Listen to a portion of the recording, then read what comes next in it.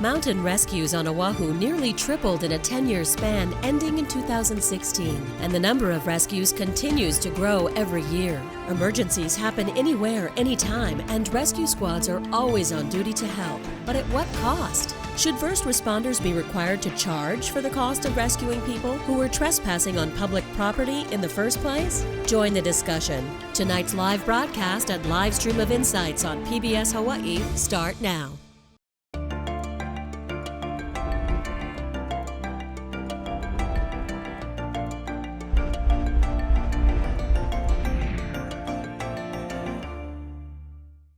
Aloha and welcome to Insights on PBS Hawaii. I'm Laurie Amata. Well, rescue teams around the state are called regularly to help stranded, lost, or injured hikers. In many cases, the hikers are trespassing and they know it. The state and counties have already had the ability to seek reimbursement for rescue costs under certain conditions, but a state senator has proposed making it mandatory to recoup expenses. We're here tonight from the senator who's pushing that issue, a state representative of the State Trails Program, a member of the Honolulu Fire Department, and a local hiking club. As always, we look forward to your participation in tonight's show. You can email, call, or tweet your questions, and you'll find a live stream of this program at pbshawaii.org and the PBS Hawaii Facebook page. All right, now to our guest. Senator Mike Gabbard chairs the Agricultural and Environmental Committee. He's a Democrat representing District 20, which includes Kapolei, Makakilo, portions of Ewa, and Waipahu. Michael Malay is the program manager for the state Na'alahele Trails and Access Program, a division of the Department of Land and Natural Resources. Scott Siguriant, Captain Scott Siguriant, a captain at the Honolulu Fire Department. He has been with the department for 25 years and is a Kalaheo High School graduate.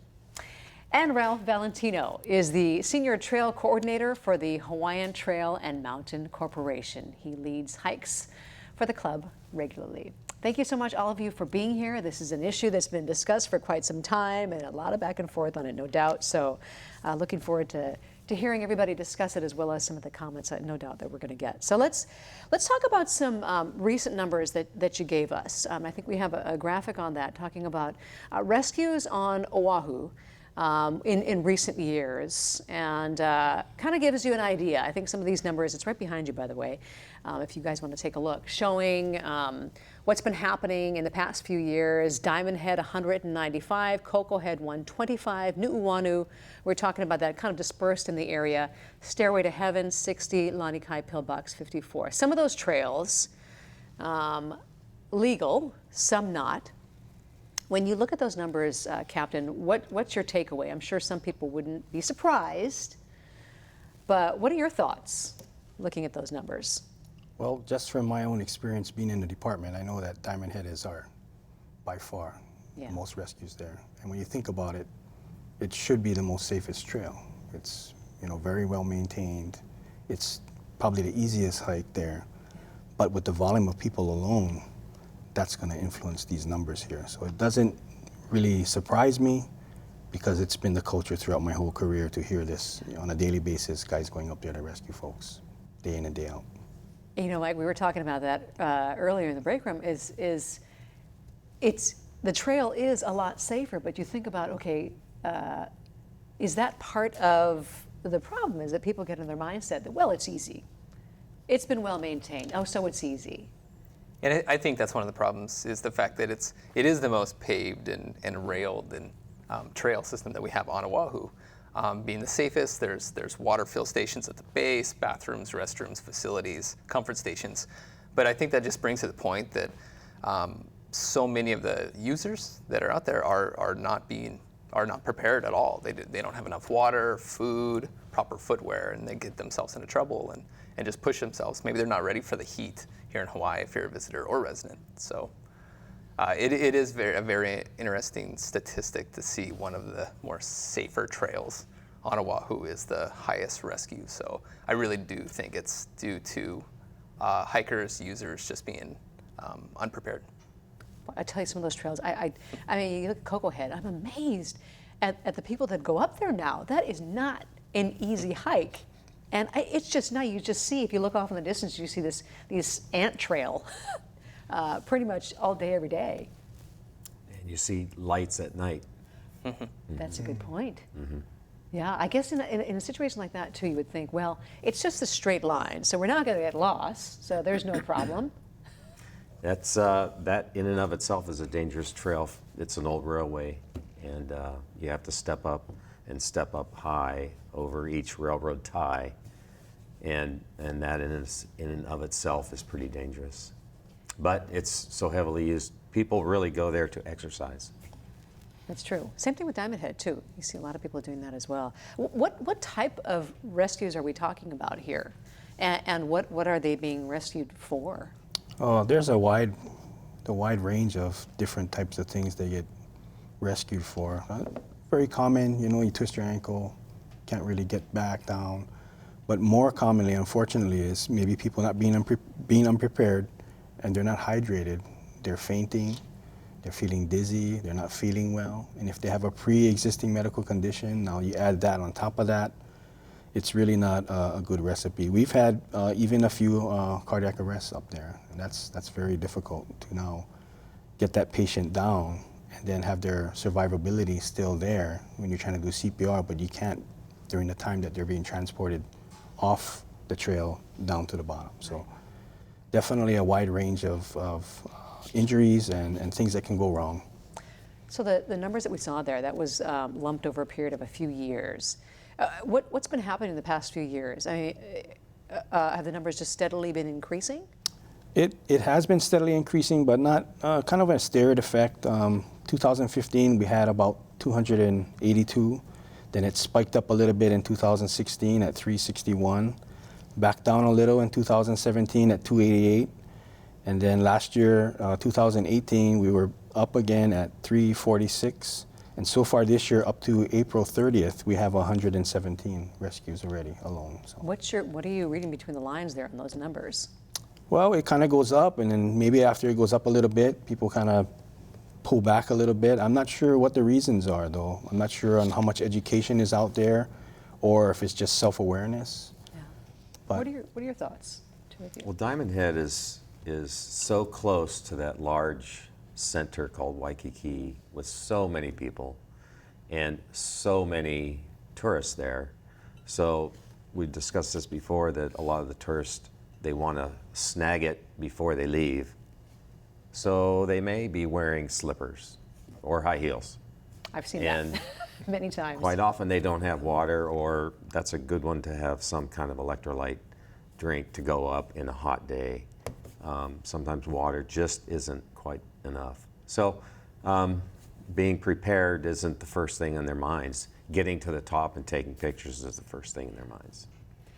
And I would think that these days, or so it seems, not only you're seeing more people on these popular trails, you're just seeing them in all the trails, in areas that you would never see people think to risk, or to even know about, for that matter. I would think social media for that, honestly, with the rise. So thanks to HFD providing us information since 2001 on rescues, we've seen a 300% increase. So just a dramatic increase in rescues in general.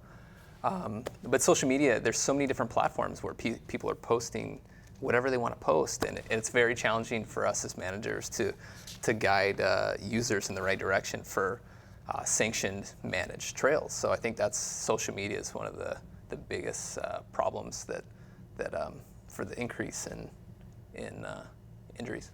Michael, I think that's because one of the things I look at your website today at DLNR, I thought it was very informative, and I think anyone that's a hiker that's coming to Hawaii, check in with a hiking organization or check in with the website. Here's all the trails, here's the ones that are closed, and then go from there instead of just going by something you saw on your Facebook page. Or you know what I mean? When I think about what you're doing at the legislative level, how difficult does that make it as far as deciding how you're going to allocate the money, in what way, or is it not? I mean, when you think about how these incidents are becoming more diversified, and then to what degree and for what reasons, has it become a more complicated discussion? It has, but I think one of the bills actually my colleague Senator Laura Thielen from the Windward side introduced. It was Senate Bill 1068, and it would have appropriated $1.8 million to DLNR. to take care of the trails, to educate the hikers about safety, et cetera, cultural things that were built into trails. And it made it through the Water Land Committee, but died when it got to the Ways and Means Committee. And I think the fact that a lot of people don't understand the way things happen at the legislature is that a bill is basically the introduction of a conversation, so that this idea, let's talk about this, let's have a hearing about it, let's have people who are in favor of it, people who are opposed to it, come in and talk story, and then maybe we can come up with something good. But I think the fact that that bill made it through a committee, and I'm sure it will be, it's recognition that we got a lot of hikers coming here, not only here, but coming here, and we need to look at making those trails as safe as we can. So we'll get to sort of options and some things you guys are looking at in just a little bit, but let's get through a little bit more of sort of what's been happening and what you have to do in response to that. How often would you say that you're actually having to send out helicopter crews and whatnot to airlift people out? Is that a pretty good percentage, or? It's a pretty good percentage. I'd say maybe about half of our rescues, maybe a little more, but it really depends on the situation that we get to, and we figure out what's going on. We're not going to automatically send the chopper out. We wait till an assessment is done. We got some video behind you, by the way, too, showing that, some of those rescues, yeah. And you can see, it's a big operation. Definitely, yep, definitely. I mean, what is the cost every time the city has to go out for something like this? So I just was able to run new numbers, and I came up with the same answer. So I don't know how that really came about, but basically it costs us, for what we would call our basic run, which would be the initial engine company to go out and try to do an assessment, the battalion chief that's going to respond if Air 1 needs to be there, and then the rescue company. That's going to cost about $1,500 an hour, which usually a basic normal rescue will take about 45 minutes. But it could be a little more if we're able to send in our first company to hike the trail and begin that process. Then we send another engine company out to set up a landing zone for the helicopter.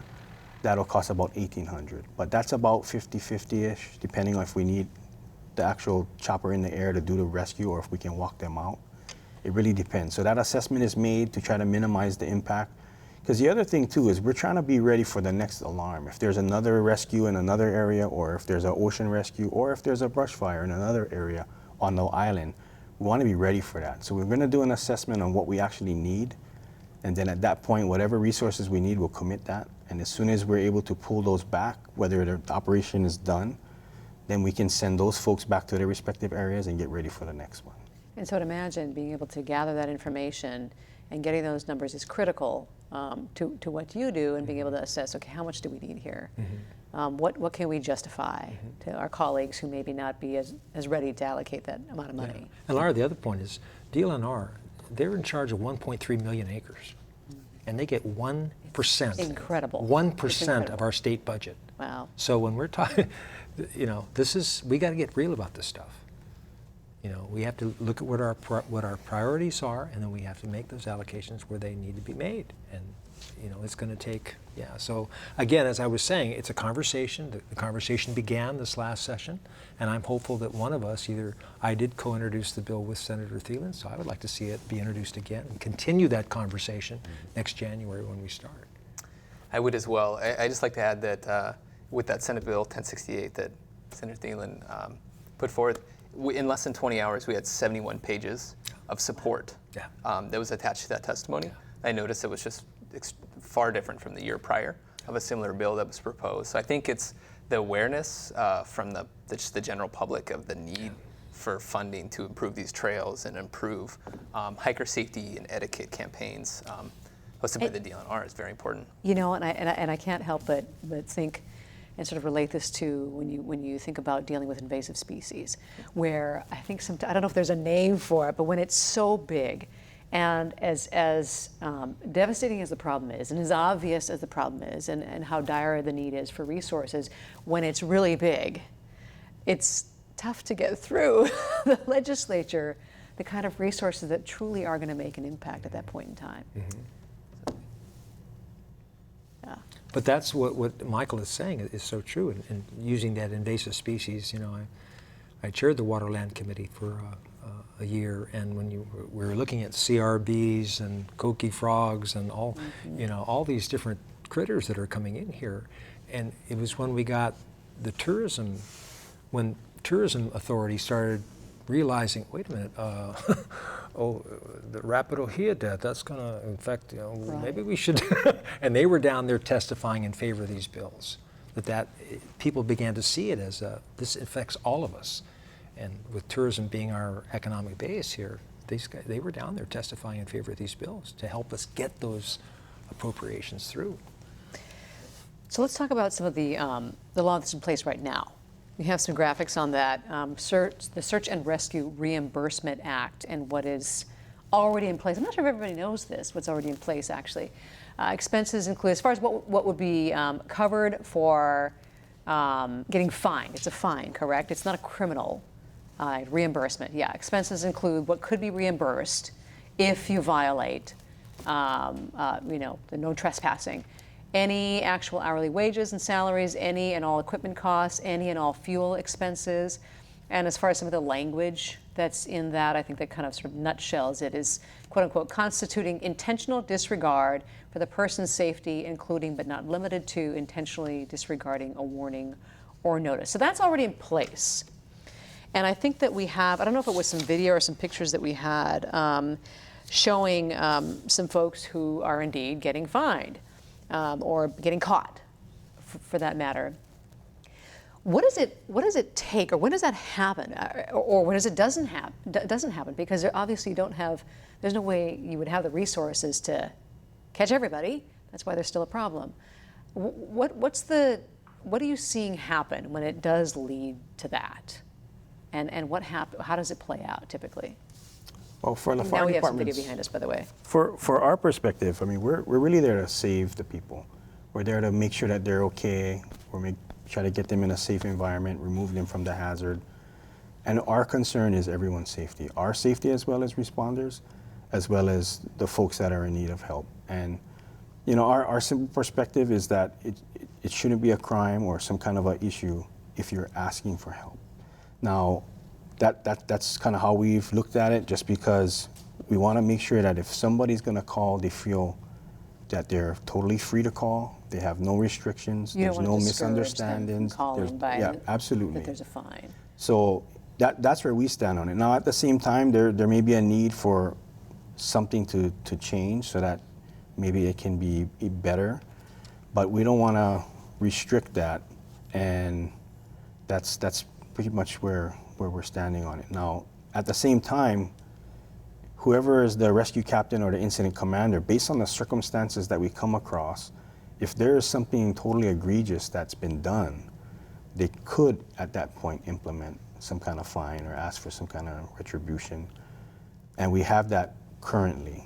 Mm-hmm. Right now, that's what's working for us. We like that. I do hear other needs. I don't know if fining is the best need, but that's why the conversation is being had. So as far as who ultimately gets fined, who makes that determination? What's typically going to lead to that it actually is? I don't have like something specific. Yeah. That all I can say is the discretion of the incident commander and the rescue captain.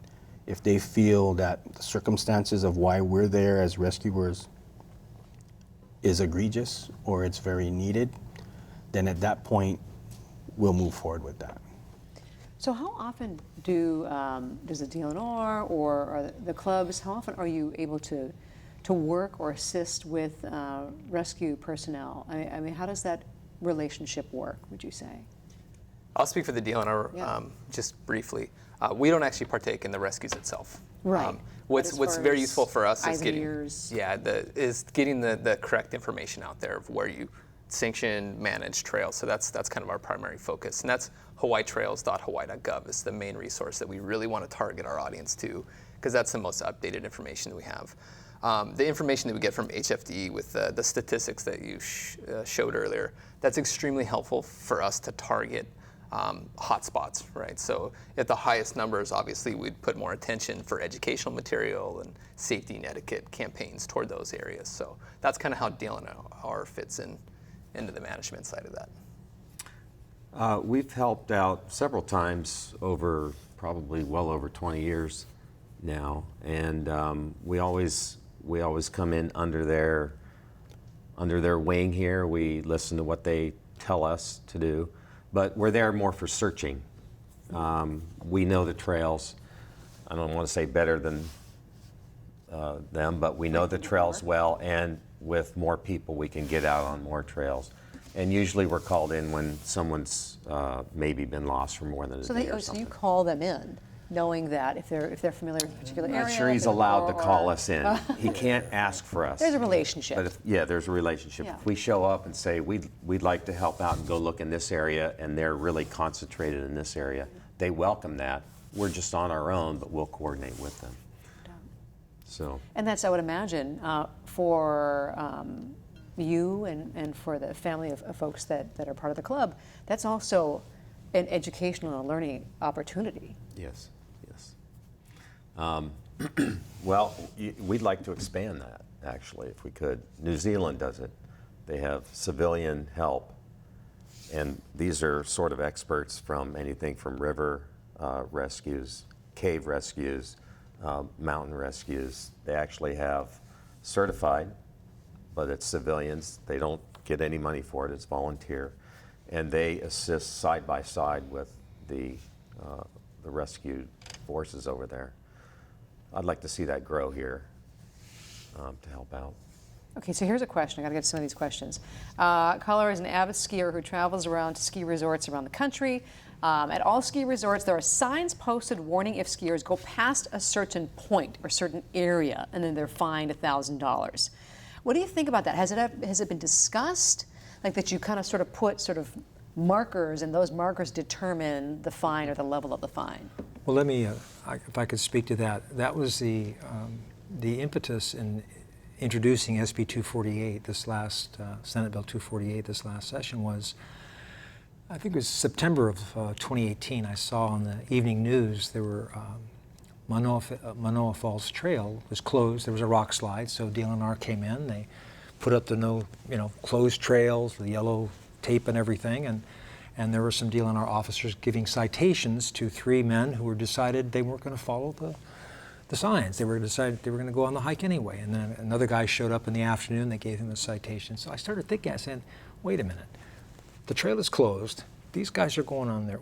What happens if they went and they got into trouble and they had to call search and rescue to come in? Who's going to pay for that?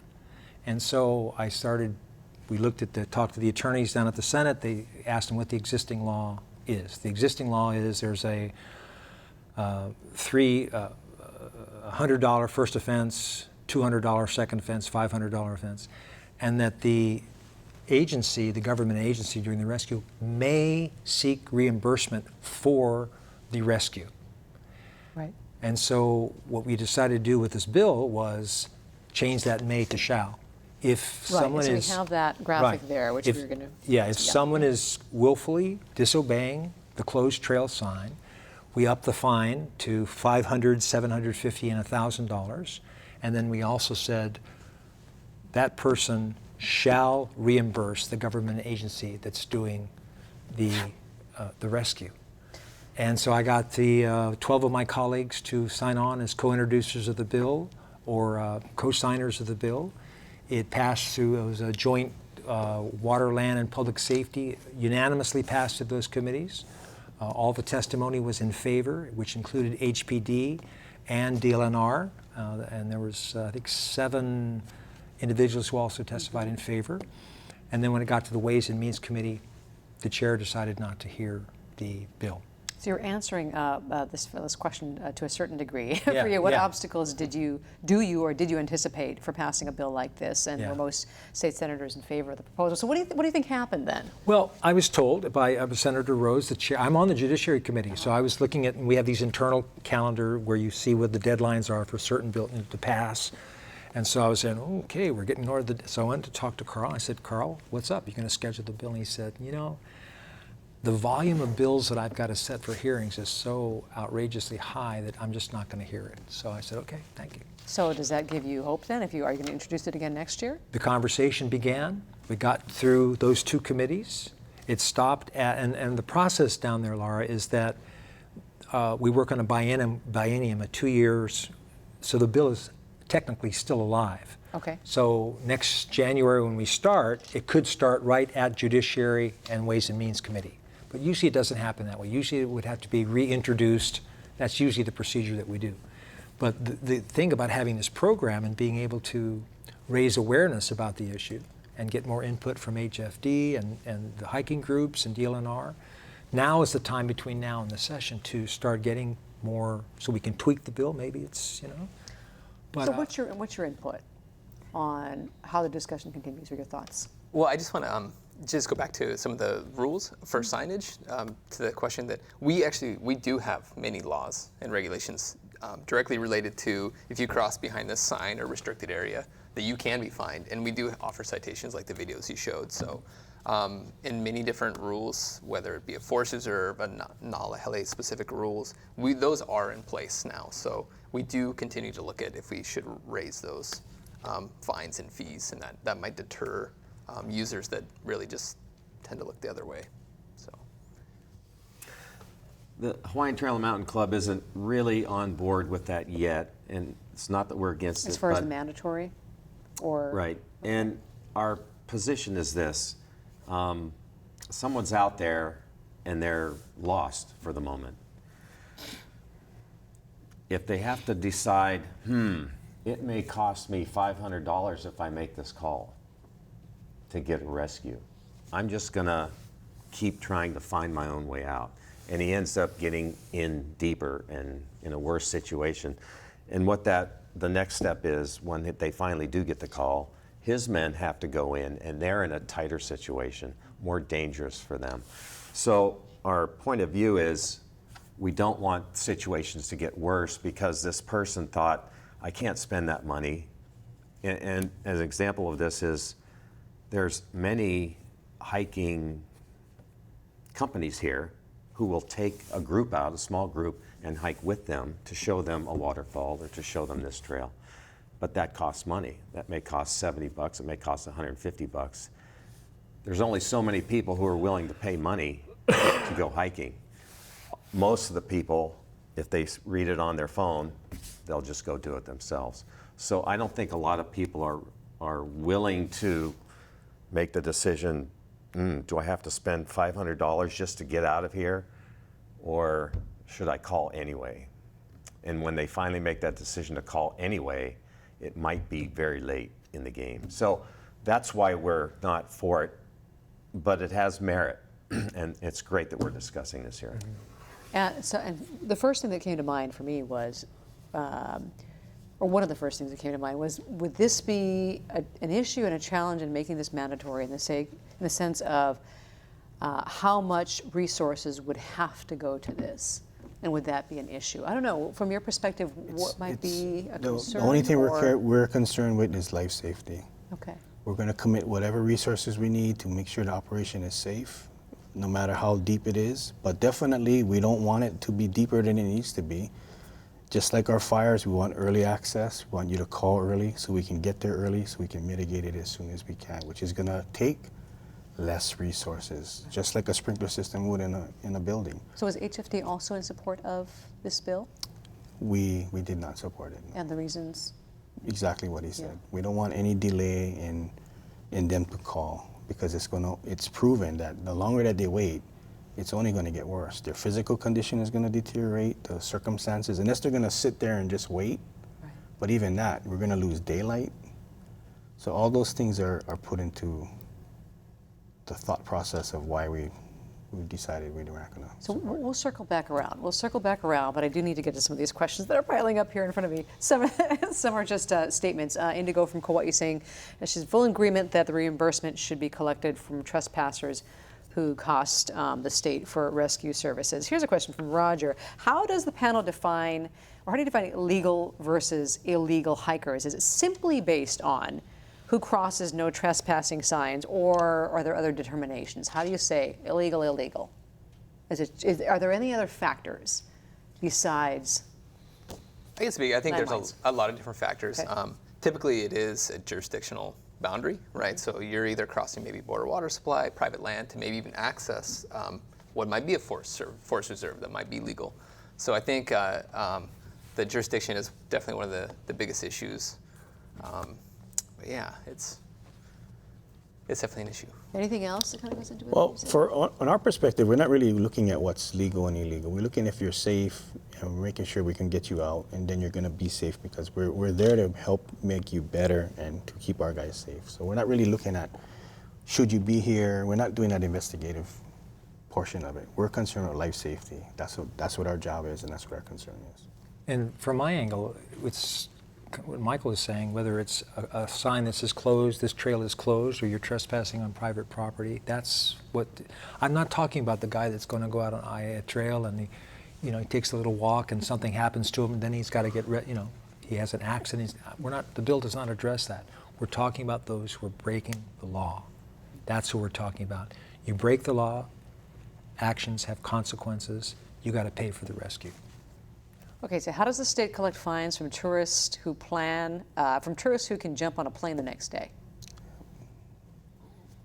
Anyone want to chirp in on that one? It's a tough one, I would imagine. I don't think it's possible. Yeah. I don't think it's possible. Yeah. How would you follow up on that? Caller wants to know how enforcement of this law would be handled. I think that kind of leads into the same thing. There's limitations to this, and everybody knows that, because you're also trying to allow people to have the freedom to enjoy the islands. I think another point too, though, is two things. Not everyone is going to fully understand the law. They might watch TV and see it, and, oh, hey, oh, yeah, that's great. But they're not going to really put it into their hard drive and know it for a fact. And if that causes just a few folks to consider now, is this the right trail I'm on? Am I going to get charged? That too in itself might actually delay folks calling. So that's another thing to think about there. That's actually a really good point. So many of these trails kind of overlap and in and out of areas that are either legal or illegal. I mean, how much is that part of the discussion? Part of the information that you include on the website? I mean, boy, it's just like a web. I'll let you talk in a second, but we could really use signs not only at the trailheads, but on the trails themselves, because like you say, there's many intersecting trails that can go off, and it doesn't help search matters. Is there certain types of signage or in certain areas, not just the trailheads, that you've noticed that people, for whatever reason, if it's maybe, at a particular point in the hike or at a particular, say, dip or lip, or I'm just curious as far as how that discussion has gone and what you've noticed. Yeah, I think there's a lot of factors. If we look at like Makiki Valley as a web of trails right in the back of town there, I think one of the specialists on the island is actually formulating a "you are here." So when you're at the junction, say you don't have a map or you're not 100% sure where you're at, that's a kind of a wayfinding tool that we're trying to move in the direction of trails that do have that web system. We look at new technologies that we're working on, interactive maps on everybody has a smartphone on them, typically, that they can offline pull up a map and there's your blue dot to show you where you are. We're actually in the process of trying to button up some maps that we'll have. Yeah, we can put locals would love that. Yeah, it's an amazing tool to show you where you're at for those people that are not actually sure. So if you go behind that sign, that closure sign, that's on you. We have those clearly defined. That's completely on them. Game changer. But as far as these web trails, as you mentioned, we're trying to use new technology. We have a new app that's going to be coming out in about a year. That's a hunting and hiking app, and that has some wayfinding techniques that you can use with your phone offline. So if you're on airplane mode, in a ravine, this still reads your GPS to track where you are. So we're trying to keep up. We're essentially trying to keep up with technology and find the best ways that we can get that information out to the public. So some of these maps will be a barcode at the trailhead that you'll be able to scan right there. Exciting stuff. So we're really trying to do the best we can to give the most updated information on these sanctioned managed trails. Okay, let me get us a few more of these, and I think it's going to bounce around a little bit, but I just want to make sure I get to everybody's questions. So Irene, saying why we can't charge like California, referencing other states, have gotten a little bit more insistent. If you need assistance in the mountains, they charge for those types of rescues. I think we kind of touched on that a little bit. Harold here saying most hiker rescue expenditures on unfair cost to the taxpayer. Do organizations that promote hiking participate in those costs? Is that ever anything that's I can't imagine there's a fund No, we've never. where in some shape or form you're able to contribute, or if No. there was ever a consideration. I can say we've contributed our time and effort in searching, but we've never been asked for money or anything like that. All right, You know, Laura, let me- posting bond, how about that? That's done in Alaska, apparently. They should have to post bond. One thing New Hampshire and other states have done, they've got a hiking card, like in New Hampshire, you pay $35 a year. And what that does is that if there's a search and rescue, you don't have to pay. So that's something else that I'm hoping to generate this conversation, and that could be a part of the bill that resurfaces Kinda next like a year. library Just card. looking at, or a driver's license that you renew, and then it goes into that fund of money in case there is a search and rescue that could help pay for that. So, yeah. So Would it be more beneficial though to actually find the folks that are disregarding the rules compared to the one that actually gets injured? Because there's a lot more people. When I look at 195 people on Diamond Head for the last 5 years, we know how much more people are on that trail. But that's a sanctioned trail. Right. We look at some other ones, how many more people are actually on the illegal trails or the ones that are not sanctioned, that are not getting hurt? If they were fined, Right. Good that point. would actually cover all the costs, and you could still get folks to call if they're actually hurt without worrying about if they're gonna be charged or not. And I just got some numbers from the department, from DLNR this morning, that there have been 209 citations at Sacred Falls since we just celebrated the 20th anniversary of the tragedy that happened there in 1999, when 8 people lost their lives and 50 were injured. But there was 209 citations just at Sacred Falls since 2014.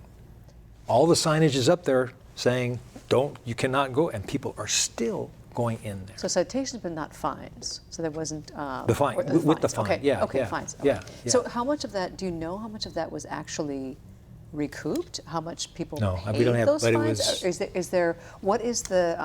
What are the resources for following up on that? Yeah. Or how often they pay those fines? Yeah. That's a good question, but just to add to that, Yeah. for 209 citations from 2014, the fire department only responded there 3 times for rescues. So that'd be a better way to actually enforce the rules and to provide better funding, maybe, to folks that need it. We do have one example from Kauai County. They have had this in place, and they've actually recovered some expenses. Not a whole lot, but I think we had four times since 2016, so they're allowed to do so because it's on the books, and only certain counties, intentionally disregarding a warning or notice. It's the same type of language, and they have actually enforced it. I think, what was it, Kauai County and a couple other counties are doing that, but not everywhere in the state. And I think we had an example too. Oh, there we go, recovered rescue expenses 4 times since 2016. I don't think we have the information as to what those particular incidents were, but there is some efforts being made on the county level to do so as well. Is that something that you feel per county it would be good to have that enacted as well, to have that second layer, or does that create some maybe an overlap of resources? I don't know. I don't know. I mean, our perspective is we want people to call early. Let's get out there, save them. But I'm happy that they're happy doing it. I mean, Okay, if that's what they want to do, great. Here's a caller from Maui saying, frustrated by tourists climbing over and damaging his fence to get to trails. Where is his reimbursement for damage for private property? Has that ever been a discussion in the legislature as far as reimbursement to private property, or how might that even be? I don't know if you've heard of that elsewhere in other No, states that or wasn't part of the counties. discussion this last session, at least, but that's a very good point. Yeah, I think that was an issue too on Hawai'i Ridge. There was a big thing there because people were kind of stomping through everybody's, We're losing trails every year and access to trails, and just because you put a sign up doesn't mean someone's going to go around and enter this way. Yeah. It just happens. So education is a good, important key to the whole solution to the problem. He's talked about the electronic side, having all that information on your phone, barcode at the trailhead. how about information on your plane ride here? You get part of the video and it tells you where to go to get that information. And it tells you that there are certain trails that are closed and you can be fined if you're on them.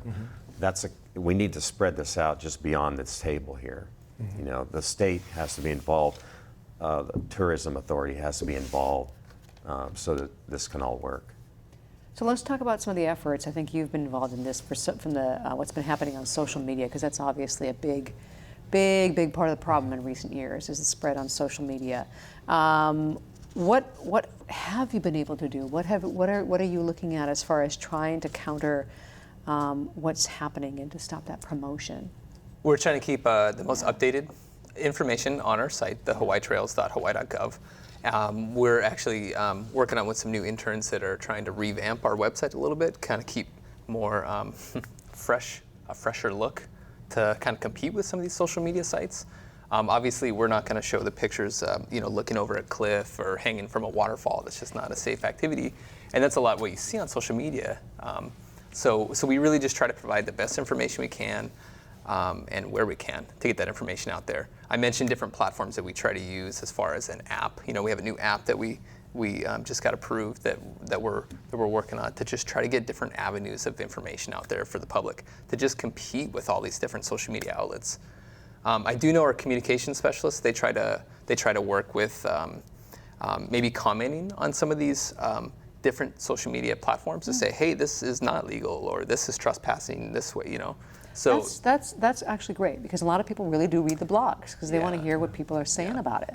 But it's so there's definitely an effort to try to stop that, but we're just so limited on our resources in general to keep these trails open and maintained to where we're not losing trails. We want to promote more opportunities, and we're just stretched so thin with our resources that it's a challenge. But there's definitely efforts to try to work with our communication specialists, to our island specialists, to find those platforms, social media outlets that are showing these illegal trails. Is there any? I just watched their 6.5-minute video on Sacred Falls to counter the stuff that's out there in social media. It's excellent because it just goes through everything, why you should not be on this trail here.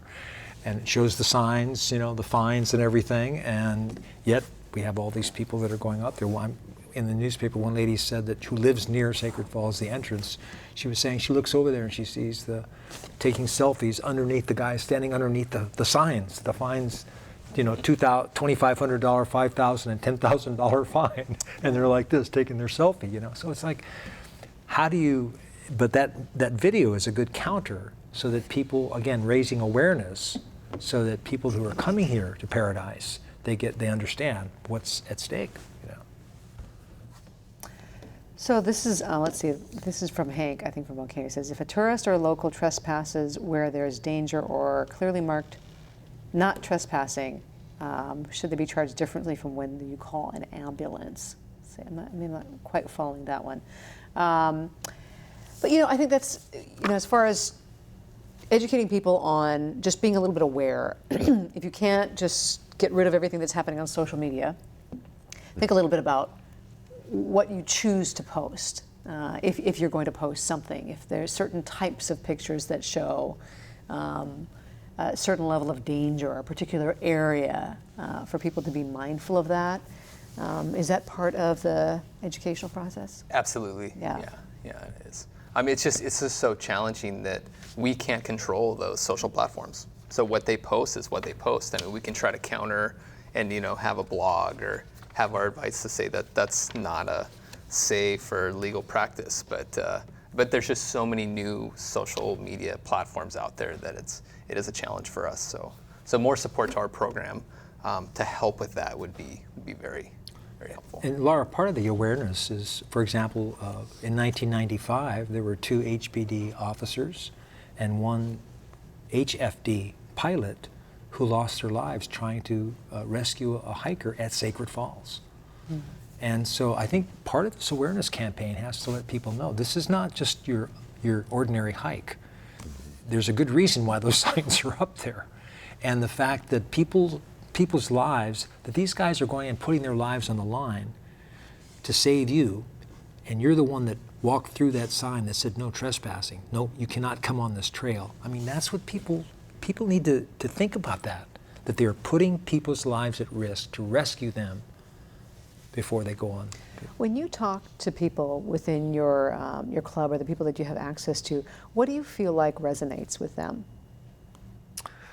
The people who come out actually, I think, enjoy that we put an effort into clearing the trail. We can describe how the trail is currently that day about any issues. It could be slipping, sliding issues. It could be a trail that's right alongside of a cliff. Things like that. We can tell them immediately before they hike what to look out for on this trail. We mark the trail basically so they shouldn't get lost, and normally they don't. So we have preparation. We sort of explain how to plan for the trail. We talk about how much water to bring on the trail. We talk about how long it is. We give them all this information up front. And even for the hikers that have been hiking every week for years and years and years, they want to hear that, and then they'll go on the trail. And everyone hikes in our club. We all hike at our own pace. There are very fast hikers. I'm no longer one of those. There are slower hikers that I have to hang back with sometimes. But everyone hikes at their own pace. Everyone can turn around at their own pace. But if they have a question, if they say, I'm really getting tired, how much further is it? We can help them out on that. So we have that kind of information. And it's peace of mind.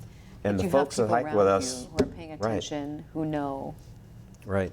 There's been many a time when, through a little bit of talking, we can actually get them to complete it, to get to that summit and that wonderful view. And they just thank you forever because of that. And there's other times when we say, you're really spent and you got a mile and a half and you'll never make it. You certainly won't make it out. So let's stop here and let's rest and let's think about turning around. So it's the information, a little bit of guidance. We don't hold anyone's hand, but just providing that information. And, you know, we're prepared. We know what to wear. We know what to bring. We certainly know if the weather changes, might be time to turn around, things like that. So it's that kind of guidance is there on our hikes. When you just look at a latest Facebook page and, oh, I think I can do that, then you're totally on your own. You are relying on someone's information who may have posted some great pictures, but maybe that was an 18-year-old kid with a lot of strength and a lot of endurance. That's a very good point. And now you're 40 years old and you don't have his kind of, and you have a little bit of fear hiking and he has no fear. So the information, and I think his program, if he can get that into the phone, is going to be wonderful. Yeah. Cheryl asks, I think the idea of a hiker rescue fine for visitors would be great, or maybe the service should be something that's covered by insurance. Has that ever come up? Have you heard of that coming up, where it's in some shape or form, there's some type of insurance that In covers? Europe, I hear it's quite common in Europe? Yeah, especially for mountain climbing, etc. But I've not heard it. Yeah, I think they're doing it for hiking as well. Yeah, you can get insurance for your hikes over there. Mm-hmm. Mm-hmm. Stairway to Heaven, not surprising, this came up. Why wasn't it ever removed? What ultimately, because is it still being used in some shape or form? Is that why it was never removed? I know it was been upgraded at certain points in time. Well, having hiked that Inside beautiful out. hike back in the 80s when Yeah. it was legal, I mean, it is stunning, no it's doubt. stunning. But What's the current, is it still being used in some shape or form? I don't recall. No. The Friends of Haiku Stairs Yeah. have an agreement, and they are allowed to go up there maybe twice a year, and they actually sort of maintain it Right. just so that it can be visually inspected. Mm-hmm. Why it was never Just physically removed removed, I altogether. can't answer that question. Is it a political thing? What's the inside scoop there, Senator? Well, the Board of Water Supply, are they in charge Board of of Water it? Supply, They're correct. looking The to, I think that at one point that they were looking for somebody to take it over, running it and everything, but there are no takers. And so, I don't know, it's such a stunning hike. And Yeah. But in terms of, Once again, Hawaii has so many stunning hikes and stunning views if you get to the top, things like that. And that's a real draw for many, many people who come here. Yeah. And it's a shame if the state doesn't step up in one way, shape, or form, and not just the state, but all partners step up and try and provide better trails, provide better information so that everyone can enjoy this. That's what they want to come here for. Not everybody.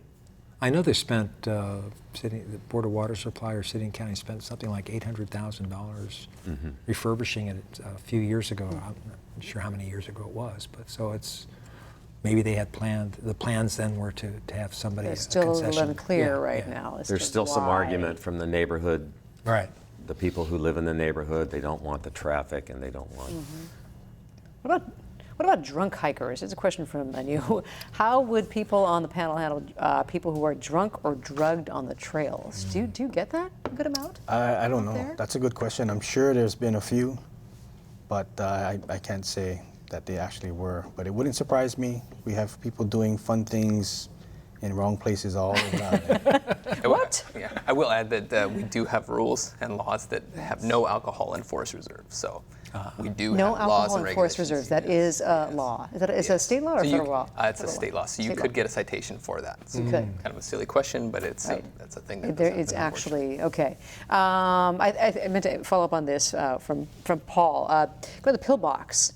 Is that trespassing or private property? I wasn't quite sure with the pillbox. I can speak to that. The pillbox is under a management plan currently. Okay. So we're trying to figure out the parking issue, the amount of people, maybe a capacity setting for that area. But it is a legal access. It is legal. It is. Currently. But the problem is that it's a 10-foot right-of-way currently that we're trying to combine into a little bit wider area. So we're in the process of trying to define the actual route, delineate the right-of-way, the public right-of-way for that area. And then part of the management plan was the public input through their suggestions, and they're creating alternatives right now for that management plan. And then based on that, we'll find out some maybe prescriptions of how to address parking and the trail repair. That is such an issue on some of these trails too, is the parking situation. How do you deal with that in the Nepali coast? That went on for I don't know how many years, trying to figure out the parking there. Here's one from Susie. She said, community service should also be considered for trespassing rescue fines. Instead of a fine, community service. I guess you couldn't do that with tourists per se, but is that a consideration? That's some type of all right, well, if you're going to be out there doing something illegal, then you got to go out and help clear the trails. Is there any way to force that? Is Would that that something be considered? any easier than getting convicts help?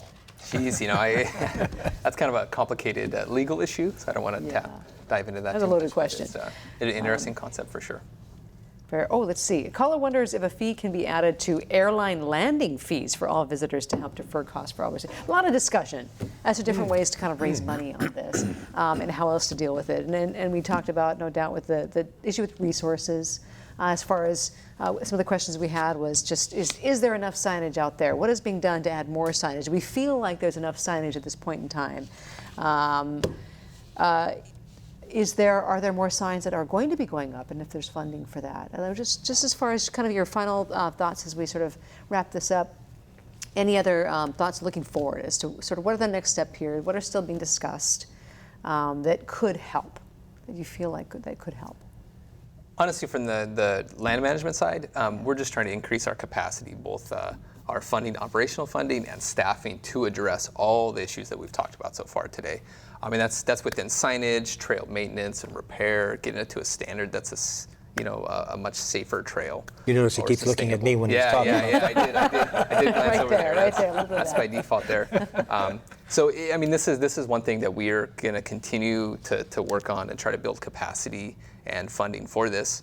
It's great to see the public support that we received just on the one bill, to see that we had 71 pages of support in less than 20 hours. It was really impressive just to see that. So I think things are going to start turning around, and we're very enthusiastic to offer more opportunities and try to keep up with demand. But the challenges we face with the amount of users, both residents and visitors alike, is just it's a challenge that we face, and we will try to do our best to do what we can with the resources we have.